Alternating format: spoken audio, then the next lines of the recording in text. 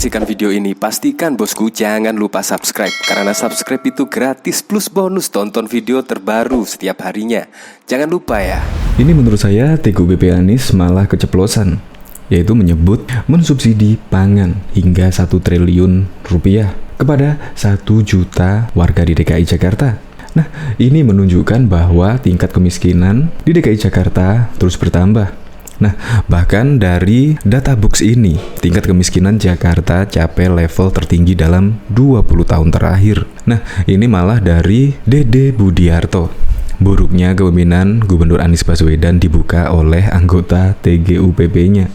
Ya, kemungkinan TGUPP-nya Anies Baswedan itu tidak menyangka ya akan terpeleset. Padahal maksudnya sih ingin memuji kinerja dari Pemprov DKI Jakarta.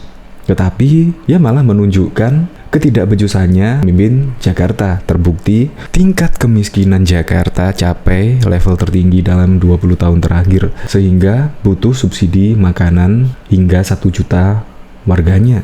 Ini dari UTAS ini sih. Jutaan orang yang mendapat manfaat subsidi pangan Pemprov DKI, diantaranya adalah pemegang kartu prakerja, kartu lansia, kartu anak Jakarta, kartu penyandang disabilitas KJP+, pasukan oranye, PPSU, kader PKK, dan guru honorer. Nah, tepatnya ada 1.130.159 orang penerima subsidi pangan murah. Banyak juga ya. Ya, kemungkinan ini bisa 7-9% dari penduduk Jakarta, yaitu antaranya 49.234 kartu prakerja, 33.659 guru honorer, 15.000 kader PKK, 107.000 lansia, 51.436 PPSU, dan 816 KJP+, 14.459 disabilitas, 31.000 penghuni rusunawa, dan 10.993 anak usia 0 sampai 6 tahun.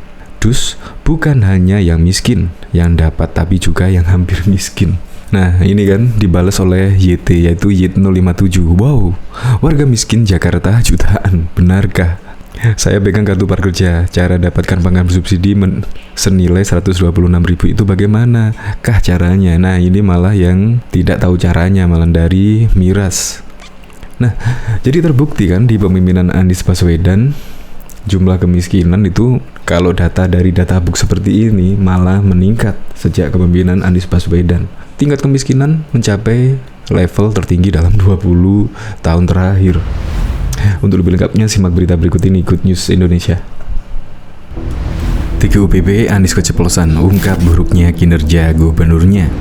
Asisten Perekonomian dan Keuangan DKI Jakarta Sri Haryati mengungkapkan tiap tahun pihaknya mengeluarkan sekitar 1 triliun untuk subsidi pangan hingga DKI berhasil mengendalikan inflasi. Menurut Asisten Perekonomian dan Keuangan DKI Jakarta Sri Haryati, pemerintah Provinsi DKI Jakarta menilai subsidi pangan sebesar 1 triliun setiap tahun kepada masyarakat berperan dalam pengendalian inflasi di ibu kota di tengah pandemi ini. Sri Haryati mengatakan, berdasarkan data Badan Pusat Statistik BPS, konsumsi rumah tangga berkontribusi sebesar 62,04% terhadap perekonomian Jakarta. Sementara berdasarkan data kantor Perwakilan Bank Indonesia BI DKI, peran Jakarta dalam menjaga inflasi nasional terbilang besar, bobotnya mencapai 27,33%. Saya kira intervensi dalam pengendalian inflasi guna memenuhi kebutuhan rumah tangga perlu dilakukan. Salah satunya melalui subsidi bagi kelompok masyarakat tertentu, kata Sri Haryati dalam keterangan tertulis pada Sabtu 19 Februari 2022. Sebelumnya, Sri dalam seminar daring terkait ketahanan pangan di Jakarta menatakan kucuran anggaran bantuan subsidi pangan sebesar 1 triliun itu diberikan kepada kelompok tertentu, diantaranya buruh sebanyak 49.000 orang, guru honorer sebanyak 33.000 orang, kemudian kader PKK sebanyak 15.000 orang, warga lanjut usia sebanyak 107 orang, pegawai lepas harian, PLH, penanganan prasarana dan prasarana umum, PPSU 51.000 orang, kartu Jakarta Pintar sebanyak 816.000 orang. Selanjutnya warga disabilitas mencapai 14.000 orang, penghuni rumah susun mencapai 31.000 orang, dan kartu anak Jakarta KAJ sebanyak 10.993 orang. Asisten Perekonomian dan Keuangan DKI Jakarta Sri Haryati juga menjelaskan besaran subsidi per orang mencapai 126.000 per bulan dari 6 komoditas pangan yang sudah didiskon Pemprov DKI Jakarta seperti daging sapi, daging ayam, beras, telur ayam, ikan, kembung, dan susu. Harga daging sapi misalnya dijual 35.000 per kilogram atau disubsidi sebesar 95.000 dari harga pasaran yang mencapai 130.000. Begitu juga daging ayam per kilonya mencapai 8.000 dengan subsidi sebesar 30.000 dari harga pasaran 38.000. Selain itu, ada beras per 5 kg seharga 30.000 atau disubsidi 33.500.000 dari harga pasaran 63.000.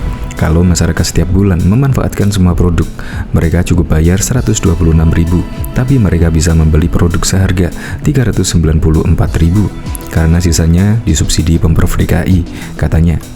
Berdasarkan data BPS, inflasi di Jakarta pada Januari 2022 tergolong rendah, yakni mencapai 0,46%. Sedangkan selama 2021, realisasi inflasi di Jakarta juga terkendali, mencapai 1,53%.